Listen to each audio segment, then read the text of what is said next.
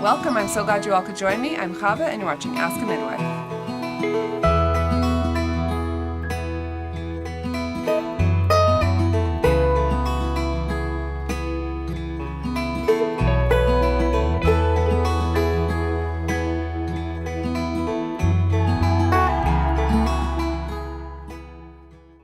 Hello everyone, this is Chavah Benzion and this is the Ask a Midwife channel. Today I've decided to share with you some of my most helpful advice for after you have your baby for the postpartum period. The things that I wanted to deal with today, and I wanted to talk about this subject, which is a really broad subject. I wanted to break it up into a few parts. Number one, I'm going to talk about kind of the implications of having had a baby and what it means culturally, personally, how it might change your life.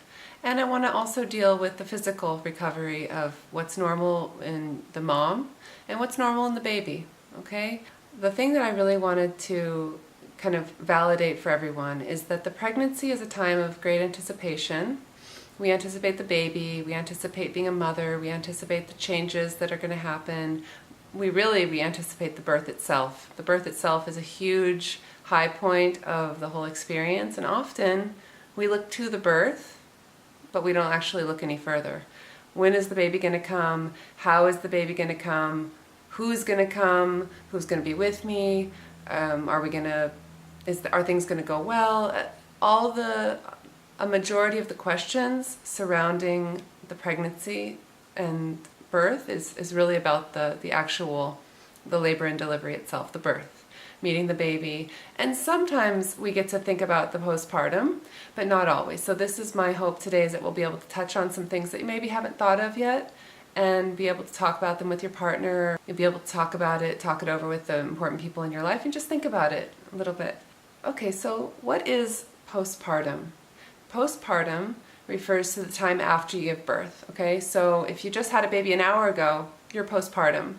If you had a baby 3 weeks ago, you're postpartum, you're in the postpartum period. Now the word postpartum in today's sort of language often refers to depression or the depressed feeling that a woman has after she has, or could have, after she has a baby. So when we say, oh yeah, so-and-so has postpartum, we're using it in sort of a modern lingo as, oh, so-and-so is suffering from a depression postpartum. But really the word postpartum means after birth, okay? So we don't want to get confused. In this talk, I'm going to be using the word postpartum not to mean depression, and if I need to, I'll do a separate video about educating everybody about what is postpartum depression. But when I say postpartum, I mean after the birth, okay? So what is the period of postpartum recovery after birth? Generally, they accept that 6 to 8 weeks is sort of an initial period of recovery postpartum.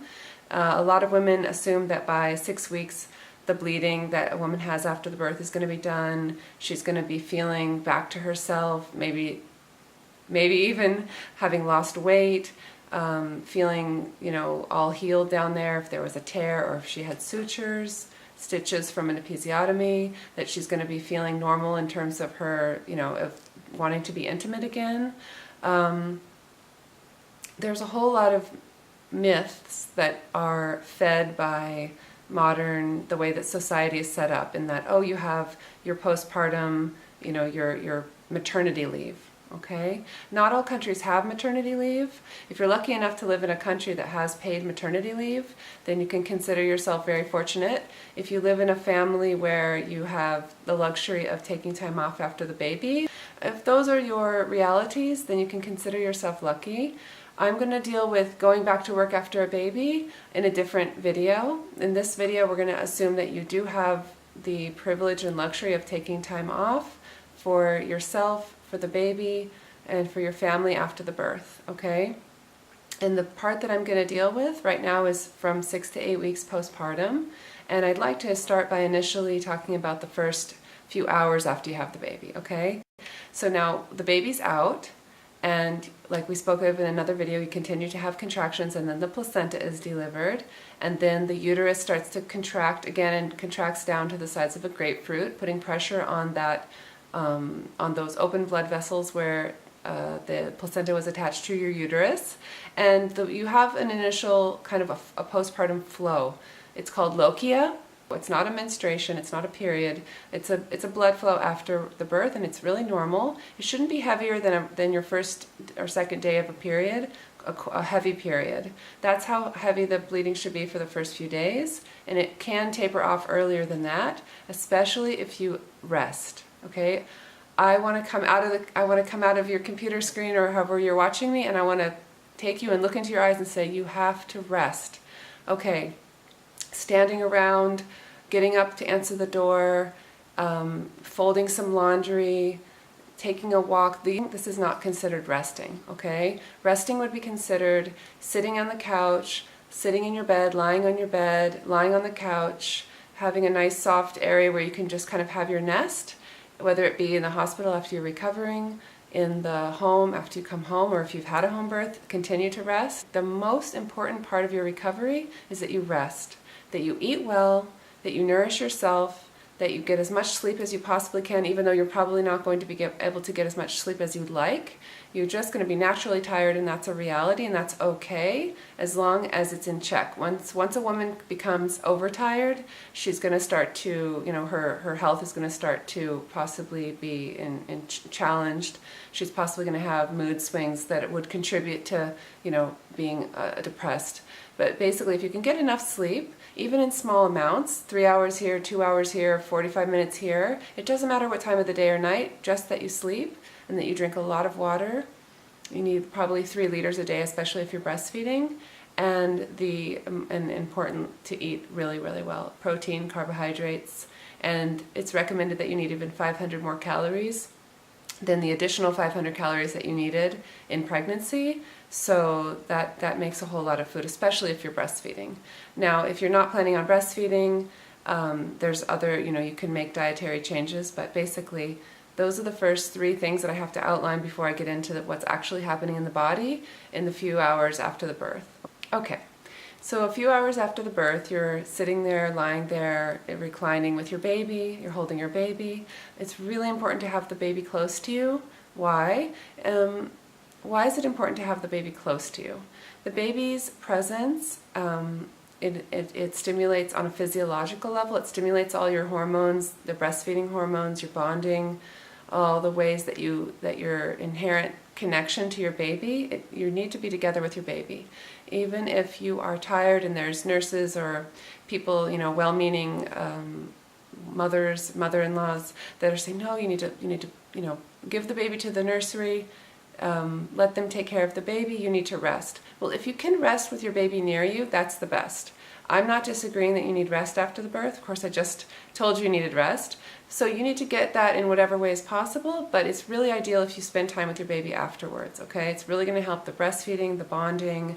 It's going to help your body to, there's natural contractions in the uterus that need to happen after you give birth in order to prevent bleeding, and your uterus is working on getting back down to its normal size.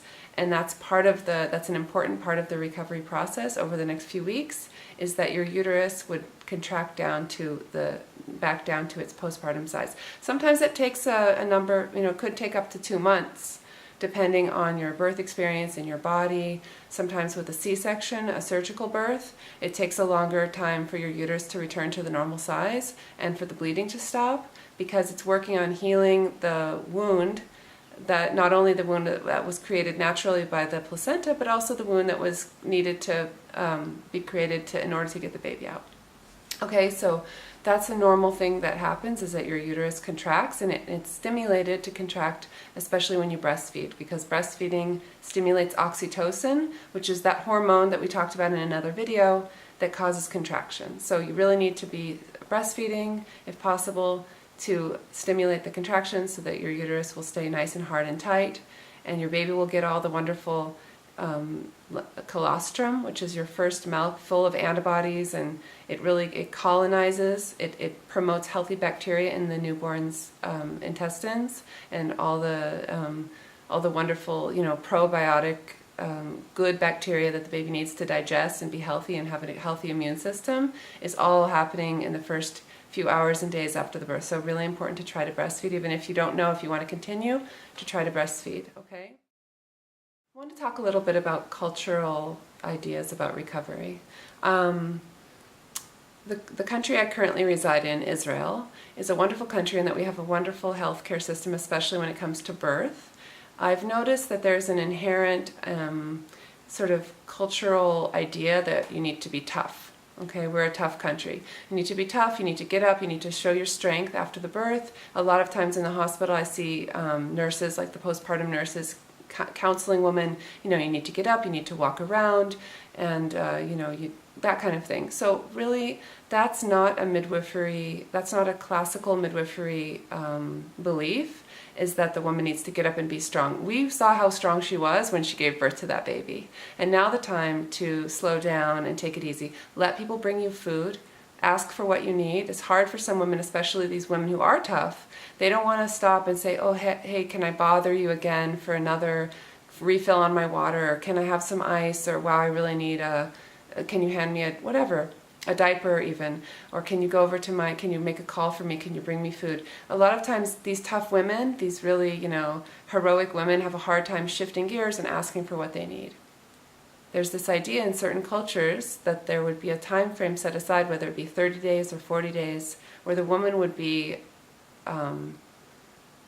cocooned with her baby in a sort of fourth stage of birth. And there are 3 stages of birth. We call, the opening stage, first stage, the pushing stage, second stage, and then the stage after the baby's out, but the placenta still needs to be out. That's the 3rd stage ends when the placenta is delivered, and all is well. So, and we call this the 4th stage of birth, in that the mother and the baby, they bond, they learn how to exist together, they learn how their relationship is nurtured by the time they spend together, and it's really important for the long-term recovery of the mother, especially if she goes on to have more babies, and her health, her gynecological functioning, her fertility, her long-term ability for her immune system to function. All these things are very, very dependent on what does she do after the birth.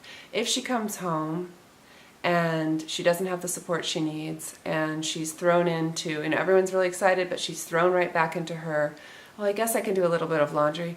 Well, there's no one else to cook, and we really need food, so I guess I'll get up and do dinner. I guess I'll just do a load of dishes here. And suddenly, a week later, she's doing too much, and then she calls me and says, wow, my bleeding has really picked up, or I'm having all these cramps, or I'm so tired, or can you tell me what you think might be going on? I say, you're doing too much. I don't even ask her what she's doing, because that is how the body tells you that you're doing too much. You start bleeding, cramping, and we're talking about a number of days or even weeks after the birth. Once she starts to feel a little bit better, you can always bet that the bleeding's going to pick up, because she feels a little bit better, and so she gets up, she moves around, and lo and behold, she's stimulated the uterus to start bleeding a little bit. Now, it's okay. It'll stop if she lies back down or sits. You don't need to be lying down for weeks, but you do need to be resting, okay? And you'll know if your body starts to show signs of increased bleeding, then you know, okay? There's the culture of the country, or the place that the larger area in which you reside. There's the culture of the laws regarding maternity leave and what's encouraged. In some cultures, there's like father paternity leave, where he's actually encouraged to take time off. Some cultures have this, some don't. And then there's just the cultural idea of what a woman should and shouldn't do after the birth, that sometimes weighs in heavily when you're talking about what decisions you're going to make postpartum. And then there's the culture of the family. Are you do you have a nationality or a culture in your own family that would be more or less conducive to resting? What are the ideas? Do you have a strong, does some women I know, they go to their mother's house for 2-3 weeks after the birth, and the mother just takes care of them, and she's holding the baby, letting the mother sleep, cooking for the mother. The grandma does this in some cultures. Here especially, it's very traditional. And in some cultures, in some families, the mother's far, the grandma, the families, they live really near, they don't live near each other at all, or they have, the parents aren't alive, possibly. That's also something. So if there's a culture in the family that's really conducive to the rest and the recovery of the mother, that's even better. And it's not always the case. So If you don't have this culture in your family, then we want to think of ways that you can create a culture preemptively. You want to create your friend culture, maybe form a group prenatally where you're all pregnant at the same time and you're all going to, or not the same time, but you're going to agree to spot each other, or you're going to, fundraise for meals for this woman, or whatever it is. Like, there are ways to do it ahead of time, but you have to put thought into it. It takes a little bit of planning, a little bit of foresight, which is actually good if you're becoming a mother, because it takes a little bit of planning sometime to get to mobilize a big family to do anything. So this is just good practice. So that's a little bit about culture in families and culture in the world at large. We talked a little bit about work. We talked a little bit about the woman deciding whether or not to go back to work, or whether or not she's able to go back to work. But I wanted to talk about how the stopping of a regular work schedule kind of psychologically factors into her postpartum experience. Up to now, you might have been getting up in the morning, getting on your clothes, getting ready for your day, whatever. If you have other kids, you're sending them off to school. Whatever your day consists of, it's a regular schedule. You can count on it. You know that at this time you're going to have this meeting, and at that time you're going to go visit this, whatever it is that you're doing, it's on a schedule.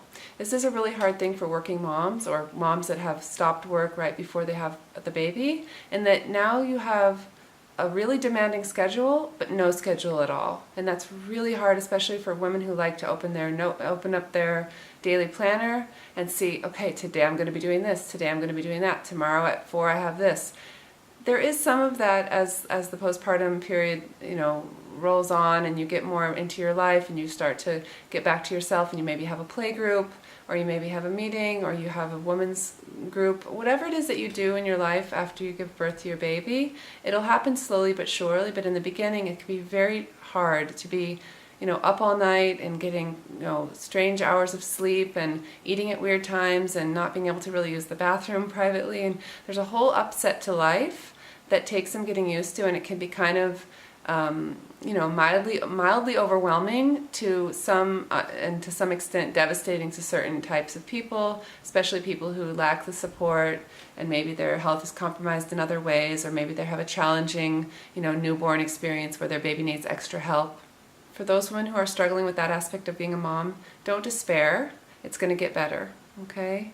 It's just know that it's normal to be challenged by that aspect, okay? If I could just validate that for you, then hopefully that is enough.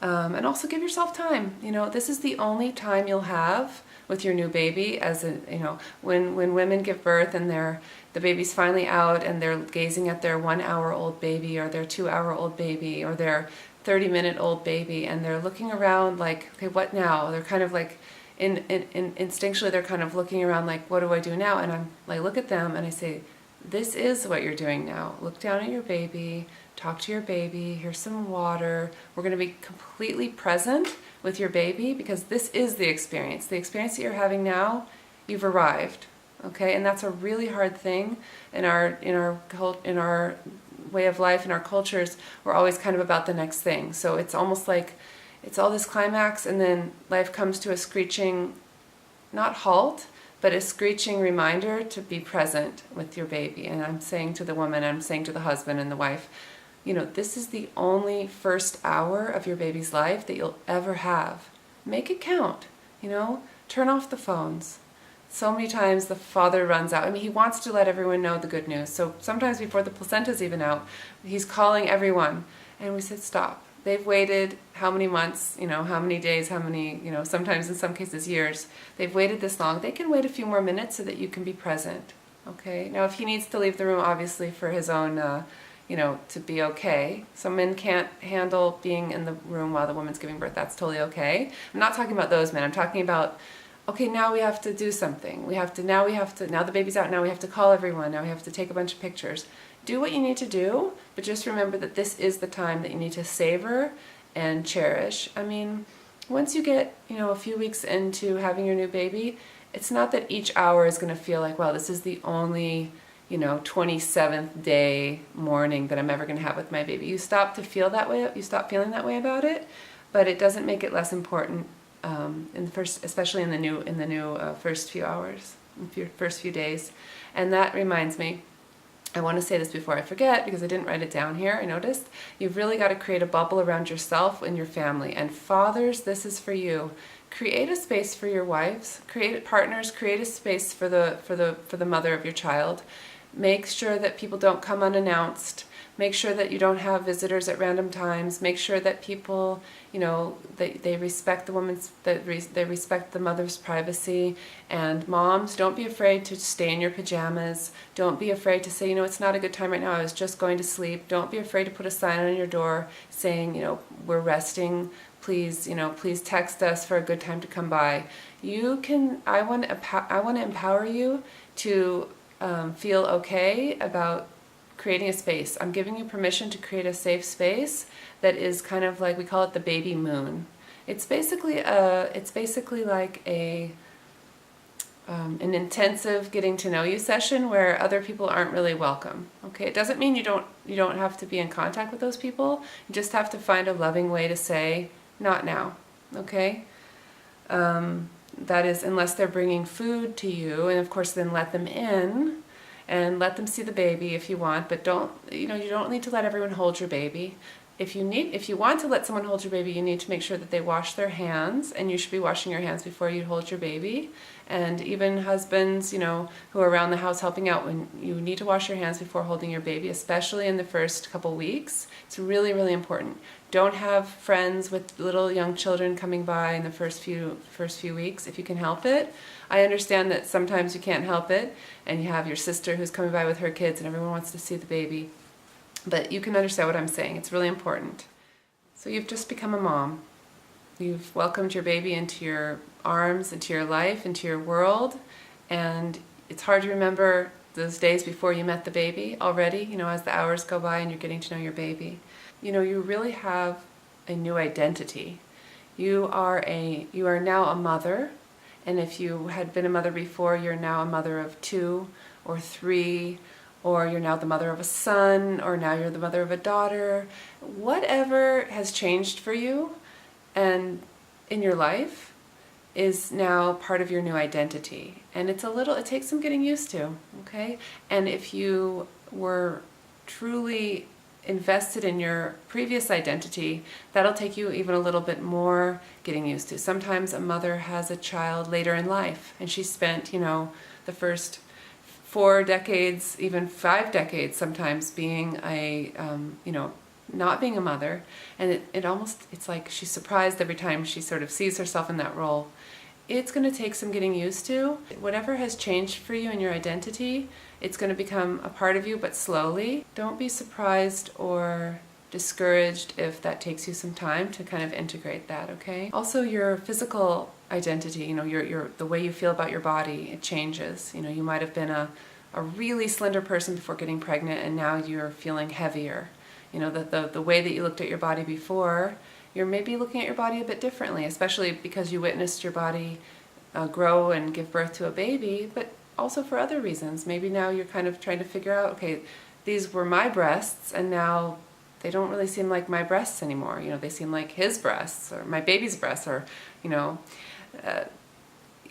sometimes you're, just the experience of having a healthcare provider look at you or care for you and touch you, and it sort of seems like it's not quite your own private body anymore. And that's just something that comes with being a mother, is that suddenly we give over our own autonomy to our children. Our children have very little in the way of boundaries in terms of like touching us, and as they get older, running and jumping on us, they think we're sort of invincible.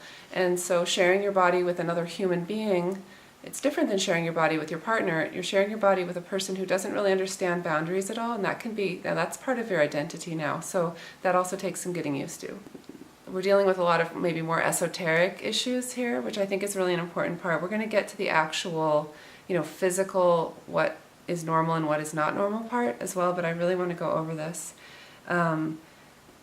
The demands of 24 hours a day, 7 days a week can be really overwhelming, and even though you know you were prepared for that, because every woman who is going to become a mother has some idea that your baby's going to be waking up at all hours, wanting to eat, needing to be changed, needing to be burped, needing to eat again, needing to be changed again, falling asleep in the middle of a feed, waking up right when you get to sleep, and it goes on and on and on around the clock. And it can be pretty exhausting, especially if you don't have anyone to really kind of validate the hard work that you're doing. So I just want to take this opportunity to, like, if this feels like you, I validate that this is your experience, and it's a really normal experience, and it can be very exhausting, and you sort of feel like, I don't know if I can do this. I don't really know if I can hang in here like this. This is really hard, and you might find yourself crying.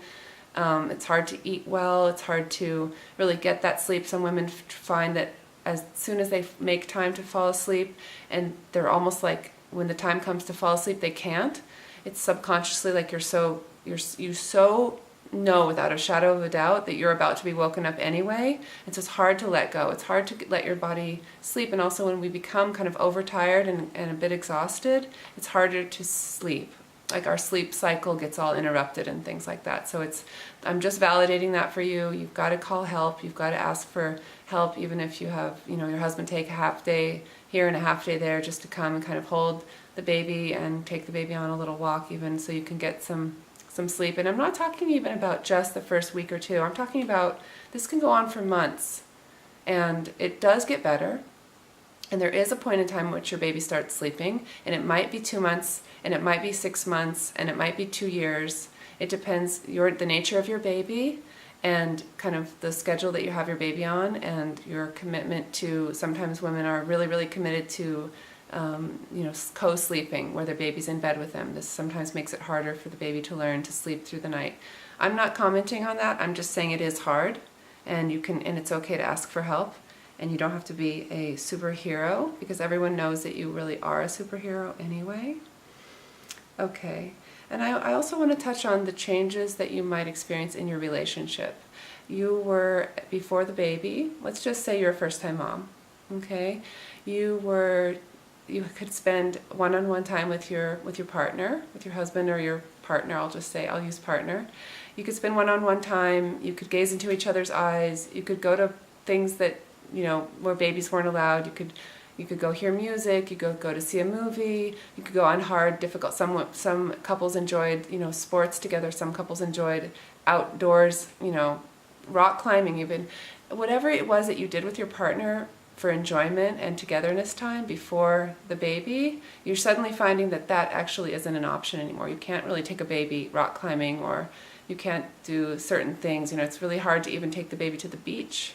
All that sand in the diaper, it's just really hard. You do find ways to get around that. You do find ways to steal a little bit of time.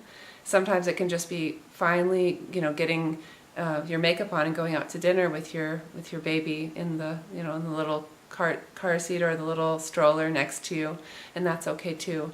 Also, you're seeing your partner in a new light. Your partner is you're seeing your partner under duress. You're seeing your partner challenged. The husband seeing the wife, and vice versa.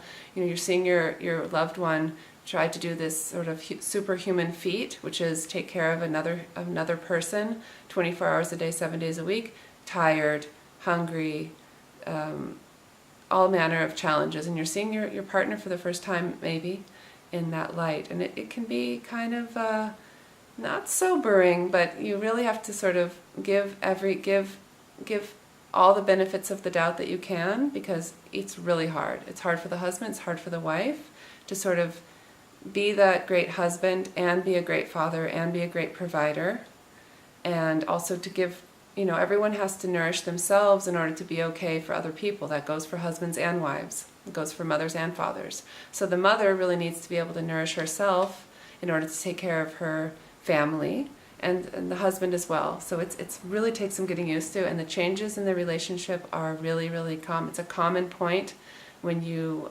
become a parent, or when you become a parent of another child. I'm not just talking about a first-time parent here. When you become a parent for the first time, that's when it really comes out, these challenges, okay?